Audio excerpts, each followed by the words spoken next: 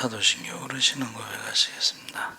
전능하사 천지를 만드신 하나님 아버지를 내가 믿사오며 그 외아들 주 예수 그리스도를 믿사오니 이는 성령으로 잉태하사 동정녀 마리아에게 나시고 본디오 빌라도에게 본을 받으사 십자가에 못 박혀 죽으시고 장사한 지 사흘 만 죽은 자 가운데서 다시 살아나시며 하늘에 오르사 전능하신 하나님 우편에 앉아 계시다가 저희로서 산자와 주 심판하러 오시리라.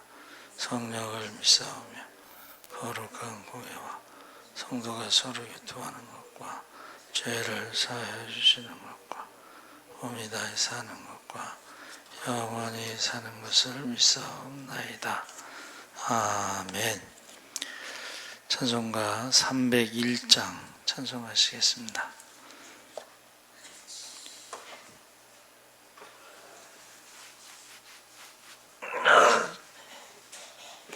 찬송가 301장 찬송하시겠습니다. 지금까지 지내온 것 주의 크신 은혜라 한이 없는 주의 사랑 어찌 이루 말하랴. 자나깨나 주의 손이 항상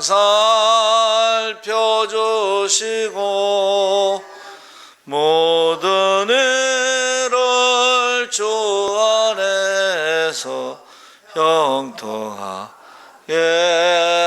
하시네. 몸도 맘도 연약하나 새 힘받아 살았네. 물 붓듯이 부으시는 주의 은혜 족하다.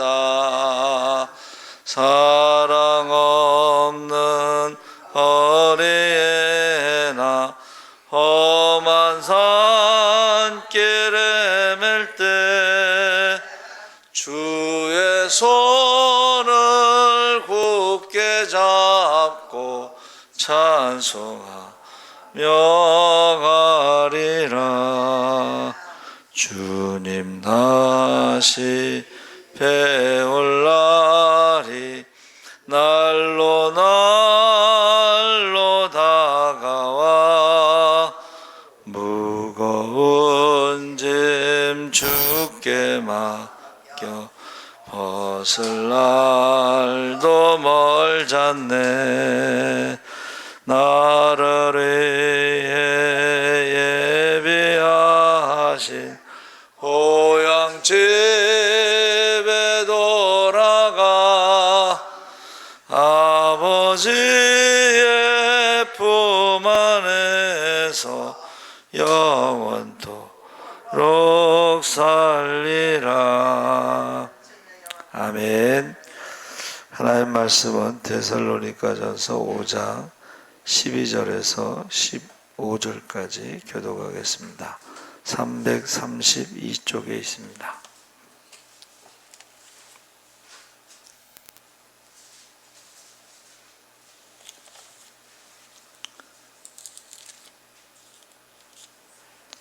데살로니가전서 5장 12절에서 15절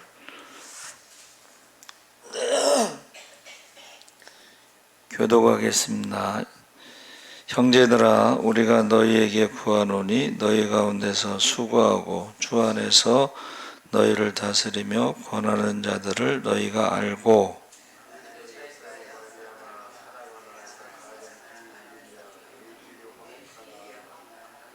또 형제들아, 너희를 권면하노니 게으른 자들을 권계하며 마음이 약한 자들을 격려하고 힘이 없는 자들을 붙들어주며 모든 사람에게 오래 참으라.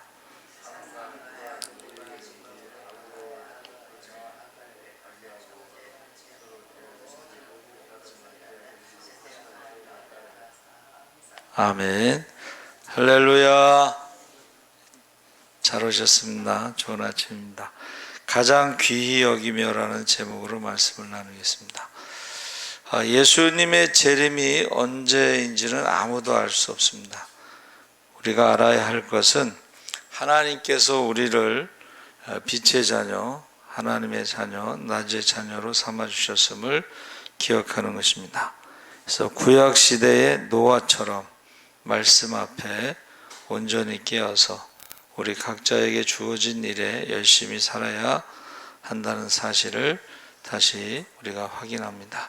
그래서 오늘 본문 주님이 언제 오실지 모르기에 항상 깨어서 주님 맞을 준비를 해야 하는데 어떻게 준비해야 하는지 이 땅에 사는 성도들의 삶의 태도, 자세에 대해서 알려주고 있습니다. 그래서 12절, 15절에 성도 간에 서로 사랑하고 화목하라. 그래서 우리가 너희 가운데서 수고하고 주 안에서 너희를 다스리며 고난하는 자들을 너희가 알고 그들의 역사로 말미암아 사랑 안에서 가장 귀히 여기며 너희끼리 화목하라. 이것은 초대교회의 모습이다. 성령 받고 나서의 초대교회의 모습이 바로 12절에서 15절의 말씀이라고 생각을 합니다. 그래서 너희 가운데 수고하고 주 안에서 너희를 다스리며 권하는 자들을 너희가 알고 해서 이 사람들이 이제 사도들이죠. 또는 일곱 집사라고 생각할 수도 있습니다. 그래서 교회 안에서는 서로 귀하게 여기는 것. 그래서 이 땅에서 우리나라에도 뭐 한 5만 개의 교회가 있다. 그런데 좋은 교회가 많지 않다. 이 땅에 뭐 1000만 성도, 500만 성도 교인들이 많지만 그런데 좋은 교인은 많지 않다 그랬습니다. 이유가 무엇일까? 서로 사랑하고 화목하지 않기 때문이다. 초대교회의 특징이 바로 서로 사랑하고 서로 화목하는 것입니다. 그래서 가장 귀히 여긴다는 그 귀자가요, 히브리어로는 아헤브라고 해서 사랑이라고, 귀히 여긴다는 말이 사랑이란 말이고, 헬라어로는 생각하다 이런 뜻입니다. 그러니까 생각하고, 영어로 생각한다는 그 think가 thank you에서 나왔죠. 그러니까 생각하는 것이 감사하는 것과 같습니다. 그래서 우리 초대교회에 성령받은 오순절에 성령받은 성도들, 사도들과 더불어 마음을 같이하여 기도에 힘쓸 때에 성령받은 사람들의 가장 큰 특징은 바로 사랑하는 것입니다. 귀하게 여기는 것입니다. 그래서 사도들을 귀하게 여기고 집사들을 귀하게 여기고 성도들을 귀하게 여기고 또 이웃을 가난한 사람들을 어려운 사람들을 귀하게 여겼기 때문에 매일 구제를 할 수 있었던 것입니다. 그래서 한국 교회가 좋은 교회, 좋은 성도들이 많지 않은 이유 중에 하나가 바로 성령 충만해서 서로 귀하게 여기는 마음. 그래서 제가요, 우리 처제들한테 시집갈 때 사람을 귀하게 여기는 집으로 시집가라. 사람을 귀하게 여기는 집이 있습니다. 처제들이 많으니까 이제 시댁도 많잖아요. 그렇죠? 시어머니들이 다 여러 종류잖아요. 그렇죠? 근데 귀하게 여기는 집이 있어요. 거기로 시집간 처제는 꼭 공주 대접을 받아. 근데 사람을 귀하게 여기지 않는 집으로 시집간 처제는 아무리 열심히 해도 좋은 소리를 못 들어. 너무 하여튼간 귀하게 여기는 집으로 시집가라. 저희 우리 지방에 친구 목사가 있는데 그 친구 목사는 저 제주도에서 목회할 때 가난한 전도사 할 때 어떻게 중매를 했는데 순교자의 집안의 딸이래요. 근데요, 그 제주도에서 가난한 전도사인데도 주의 종을 귀하게 여겨요. 가난한 전도사가 뭘 그렇게 세상적으로 귀하겠어요. 딸 데려다가 고생시키는 것이. 그런데 그 집안은 주의 종에 대해서 귀하게 여긴다. 그래서 오늘날 우리가 성령 충만하면 사람을 귀하게 여기고 주의 종을 귀하게 여기고 집사들을 귀하게 여기고 이웃들을 귀하게 여긴다 그랬습니다. 귀하게 여기는 게 뭐냐 했더니 14절 15절에 형제들아 너희를 권면하노니 게으른 자들을 권계하며, 게으른 자들도 있죠. 그럴 때에 권면하라는 거죠. 마음이 약한 자들을 격려하고, 칭찬은 고래도 춤추게 한다고 그랬죠. 칭찬하라는 거예요. 똑같은 말이라도 그 인간의 언어는 전달력이 한 10%밖에 안 돼요. 50%는 억양이 중요하대. 그러니까 엄마 아빠가 잔소리하는 게 효과가 없는 게 뭐냐 하면 잔소리를 하면 내용을 듣지 않는다는 거예요. 무슨 말인지 알죠? 무엇을 가르치잖아요. 이렇게 해라 그러면은 그것을 지적하는 걸 듣지 않고 잔소리하는 그 억양에 대해서 일단 마음이 상한다는 거예요. 기분이 상한다는 거예요. 그래서 내용을 듣지 않고 그 사람의 억양을 딱 듣는 순간에 벌써 기분 나빠서 내용이 전달이 안 돼. 그게 잔소리라는 거예요. 그게 바로 가르치는 것입니다. 지적하는 것입니다. 내용, 마음이 약한 자들을 격려하고 힘이 없는 자들을 붙들어주며 모든 사람에게 오래 참으라. 삼가 누가 누구에게든지 악으로 악을 갚지 말게 하고 서로 대하든지 모든 사람을 대하든지 항상 선을 따르라. 그래서 똑같은 말이라도 마누라하고 애인하고 차이가 뭐냐 그랬더니 마누라는 바가지를 긁잖아. 애인은 어떻게 해요? 애교를 떤다는 거야. 내용이 중요한 게 아니라는 거야. 내용이 중요하지 않고 그 태도가 중요하다. 자세가 중요하다. 해서 이 말씀을 한마디로 자신을 위해 살지 말고 자기보다 약하고 힘이 없는 자들을 도와주며 살라는 것입니다. 그래서 어제 라디오에서요, 무슨 조사를 했어요. 아이들을 공부하라고 그러면은 효과가 있느냐, 아니면은 공부할 때까지 좀 기다려주느냐, 어느 쪽이라고 생각하세요? 공부하라고 그러는 데서 공부할 애가 없다는 거예요. 그냥 기다려주면은 어느 날 깨달아가지고 자기가 알아서 공부하면은 잘하는데. 그래서 저는 어떤 사람이 공부도 타고나는 거라고 그 말 듣고 공부하라고 안 하고, 또 하나는 사춘기 때 애들이 방황하잖아요. 또 대들잖아요. 근데 그게 왜 그러냐 그랬더니 뇌가 성장할 때 반항한대.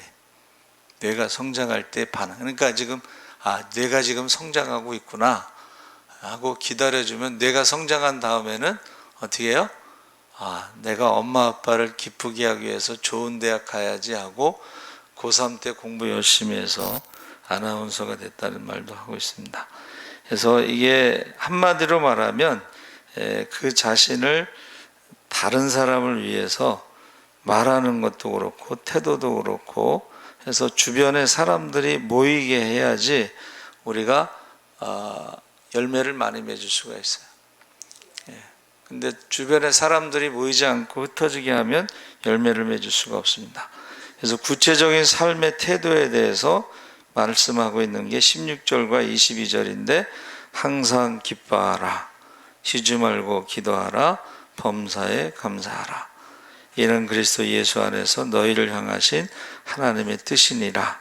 성령을 소멸하지 말며 예언을 멸시하지 말고 범사에 헤아려 좋은 것을 취하고 악은 어떤 모양이라도 버리라. 그래서 기독교인들이 좋아하는 찬송가가 301장입니다. 제일 좋아하는 찬송가. 좋아하는 말씀이, 우리가 항상 기뻐하라, 이 말씀이 순위로 따지면 한 5번째 안에 들어간다 그래요. 그래서 어떻게 항상 기뻐하느냐, 어떻게 쉬지 말고 기도하느냐, 어떻게 범사에 감사할 수 있느냐, 이 말은 명령형으로 되어 있는데, 이것은 너희를 향하신 하나님의 뜻인데 예수 안에서 가능하다는 거예요. 할렐루야. 저희 집 가훈이 범사에 감사하라. 애들이 어렸을 때 범사에 감사하라 그러면 어떻게 범사에 감사하냐고 그러지. 그럼 제가 대답을 어떻게 해요? 예수 안에서 가능하다. 성령 충만할 때 가능하다는 것입니다. 그래서 어떻게 항상 기뻐하고 쉬지 않고 기도하고 범사에 감사할 수 있냐? 이것은 어떤 분은 믿음으로 가능하다. 믿음이 뭐예요? 내 힘으로 하는 것이 아니라 하나님의 힘으로 하는 게 믿음이에요. 그러니까 하나님이 내게 능력 주시면, 내게 능력 주시는 자 안에서 항상 기뻐할 수 있고 쉬지 않고 기도할 수 있고 범사에 감사할 수가 있습니다. 할렐루야. 그래서 전능하신 하나님, 우리를 사랑하시는 그 하나님에 대해서 우연은 없다. 복음은 우연이 없다 했어요. 만약 하나님이 무능하고 무관심하다면 이게 불가능하지만, 하나님은 전능하시고 하나님은 사랑이 많으시기 때문에 우리에게 어떻게 해요? 세상을 이길 수 있는, 우리를 사랑하시는 이로 말미암아 넉넉히 이기느니라. 할렐루야. 그러니까 우리가 사랑 안에서, 하나님의 사랑 안에서 넉넉하게 이길 수가 있는데 항상 기뻐할 수 있고 쉬지 말고 기도하고 범사에 감사할 수가 있다 하는 것입니다. 그래서 우리가 사랑 밖에 있는 사람, 믿음 밖에 있는 사람, 성령 밖에 있는 사람, 그래서 어떤 분이 그러더라고요. 치매 환자들이요, 굉장히 욕을 많이 하고 싸납고 심지어는 막 간병인을 때리고 막 그런데요. 그래서 왜 그런가 했더니 그게 바로 사랑 밖에, 하나님의 사랑 밖에, 사랑, 믿음 밖에, 성령 충만 밖에 있을 때에 나타나는 현상이에요. 그래서 귀신 들린 사람도 굉장히 싸납습니다. 욕하고 폭력적이고 막 그래요. 치매 걸린 사람도 그렇고. 그래서 우리가 항상 기뻐하는 게 가능하다. 예수 안에서 가능하고 하나님의 사랑 안에서 가능하고 하나님이 능력 안에서 가능하다는 것을 명령형으로 말씀하셨다는 것을 말해주고 있습니다. 자, 이 항상 기뻐하라가 이 걸림돌이 될 수도 있고 디딤돌이 될 수도 있습니다. 그렇죠? 살다 보면 어떻게 항상 기뻐할 수가 있느냐 하고 걸림돌이 될 수가 있는데, 이게 믿음의 사람들은 항상 기뻐할 수 없는 고난이나 어려움을 어떻게 해요? 디딤돌로 삼아서 하나님 앞에 더 기도한다는 거예요. 할렐루야. 근데 믿음에 없는 사람들은 이것을 걸림돌에 걸려서 넘어, 기도하지 않으니까 시험에 들고, 기도하지 않으니까 상처받고, 그러니까 그게 걸림돌이 되는 거예요. 기도하는 사람은 어떻게 해요? 그게 디딤돌이 된다는 거예요. 더 잘 된다는 거예요. 할렐루야. 그래서 바울이 뭐라 그랬어요? 약할 때 강함, 나는 약함을 자랑한다. 그때 하나님의 능력이 내게 머문다 그랬거든. 그래서 언제나 우리와 함께 해주시기 때문에 우리가 하나님 앞에 늘 기도할 수가 있다는 것입니다. 그래서 가장 귀히 여기다 아까 말씀드렸죠. 귀하다는 말이 히브리어로 아하바 사랑입니다. 그리고 헬라어로 헤게오마이라고 그랬는데 이건 생각하다 이런 뜻입니다. 그래서 아헤브라는 사랑이 헌신이 뭐예요? 내 뜻대로 마옵시고 아버지 뜻대로 하옵소서. 기도, 호흡, 그리고 성전, 이 세 단어가 합쳐졌는데 성전에서 기도로 헌신하는 것이 그 사람을 가장 귀히 여기는 것이다. 할렐루야. 새벽 기도하는 여자하고 결혼해라 이런 말이 한동안 유행했어요. 왜 그러냐면 새벽에 남편을 위해서 눈물로 기도하는 여자가 아침밥을 차려주지 않겠느냐 이렇게 설명하고 있어요. 남편을 위해서 기도하는 게 그게 가장 귀하게 사랑하는 거예요. 남편을 귀하게. 여러분 남편이 잘하든 못하든 간에 살아있는 거하고 죽은 거하고는 전혀 다릅니다. 어떤 분이 그러더라고. 남편이 아파서 누워 있어도 자녀들이 엄마한테 함부로 못한다는 거예요. 근데 남편이 없고 나니까 자녀들이 엄마한테 함부로 한다는 거예요. 어느 신부님 그 스타 강사 있는데 그분이 그래. 여러분 지나가는 남자가 10,000원짜리 한 장 주는 사람 있냐고 그랬더니 없죠. 지나가는 남자가 왜 10,000원짜리를 주겠어. 남편은 한 달 동안 꼬박꼬박 일해서 한 달에 300만 원씩 갖다 주는데 감사하게 생각하고 귀하게 생각해야지. 어느 사모님은 목사님이 아파서 돌아가시면 자기는 어떻게 살아야 될지 모르겠다고 돈을 벌어본 적이 없대.